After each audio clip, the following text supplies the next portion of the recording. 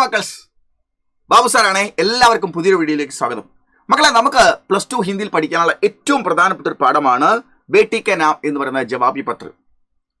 ഡൽഹിയിലെ അവസാന ചക്രവർത്തിയായ ബഹദൂർ ഷാ ജഫർ ബ്രിട്ടീഷുകാരുടെ അടിമത്തത്തിന് കീഴ്പ്പെട്ടിട്ട് അദ്ദേഹം റങ്കൂണിൽ തടവറയിൽ കിടക്കുന്ന സമയത്ത് അദ്ദേഹത്തിന്റെ മകളായ കുൽസും ജമാനി ബീഗം ഒരു കത്തയക്കുകയുണ്ടായി. ആ കത്തിന് അദ്ദേഹം എഴുതിയ മറുപടിയാണ് നമുക്ക് ഈ പാഠമായിട്ട് പഠിക്കാനുള്ളത്. ഈ പാഠവുമായി ബന്ധപ്പെട്ട് നമുക്ക് ചോദിക്കാവുന്ന ഏറ്റവും പ്രധാനപ്പെട്ട ചോദ്യം ഈ ചക്രവർത്തിയുടെ ക്യാരക്ടർ സ്കെച്ചാണ് നമുക്ക് ചോദിക്കാൻ വരുന്നത്. ഓക്കെ, അദ്ദേഹത്തെ കുറിച്ചുള്ള ക്യാരക്ടർ സ്കെച്ച് ചോദിക്കും. നമുക്ക് ഇങ്ങനെയാണ് വരിക: ബാദ്ഷാഹ് ചരിത്രപര ടിപ്പണിയിലേക്ക് ബാദ്ഷാഹിനെ കുറിച്ചുള്ള ക്യാരക്ടർ സ്കെച്ച് ചെയ്താൽ വേണ്ടി. അങ്ങനെ ചോദിച്ചു കഴിഞ്ഞാൽ നമുക്ക് വരാവുന്ന 4 മാർക്കിന്റെ ഇമ്പോർട്ടന്റ് ക്വസ്റ്റ്യൻ ആണ്. അങ്ങനെ ചോദിച്ചു കഴിഞ്ഞാൽ നമ്മൾ എഴുതേണ്ട ഇങ്ങനെയാണ്. നോക്കൂ മക്കളെ, ബഹദൂർ ഷാ ജഫർ ദില്ലിക്ക് അന്തിം മുഗൾ ബാദ്ഷാഹ്, ഡൽഹിയിലെ അവസാന മുഗൾ ചക്രവർത്തിയായിരുന്നു, ബാദ്ഷാഹ് ദേ ആയിരുന്നു. 1857 में 1857 അംഗ്രേസോ കെ ഖൈദീമെ പഠിക്കർ, ബ്രിട്ടീഷുകാരുടെ അടിമത്തത്തിന് കീഴിലായിട്ട് റങ്കൂൺ കെ ജയിൽ ഖാനേമേ ഹോഗെ, അദ്ദേഹത്തിൽ ബ്രിട്ടീഷുകാരുടെ അടിമയായിട്ട് തടവിലാക്കപ്പെട്ടു. അദ്ദേഹം റങ്കൂണിലെ ജയിലിലായി പോയി. ബാദ്ഷാഹ് പരിവാർ വാലോ സെ ബഹുത് പ്യാർ കർത്തേ ഹെ, ബാദ്ഷാഹ് ചക്രവർത്തിയാട്ടെ ഫാമിലിയെ വല്ലാതെ സ്നേഹിക്കുന്നുണ്ട്. ഉൻസെ ബിച്ചുടെ രഹനേസെ, അങ്ങനെ അതുകൊണ്ട് അവരിൽ നിന്ന് വേർപെട്ട് നിന്നപ്പോൾ വേ ബോത്ത് ദുഃഖിഹെ, അദ്ദേഹം വല്ലാതെ ദുഃഖിതനായി.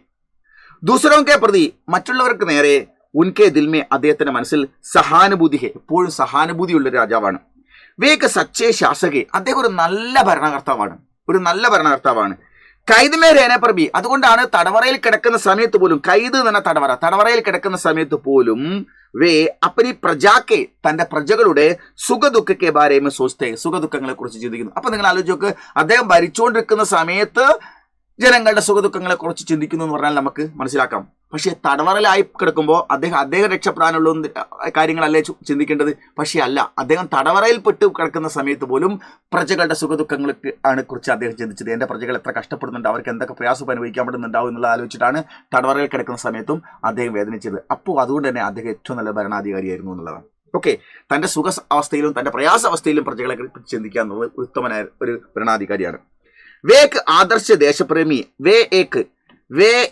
ആദർശ ദേശപ്രേമി, ഏറ്റവും ആദർശവാനായ ദേശസ്നേഹിയും ഏവം പ്യാരി പിതാതി, ഒരു നല്ല പ്രിയപ്പെട്ട സ്നേഹമുള്ള പിതാവുമായിരുന്നു. കോസോം എന്ന് പറഞ്ഞാൽ പണ്ട് കാലങ്ങളിലൊക്കെ പറയുന്ന ഒരളവാണ്.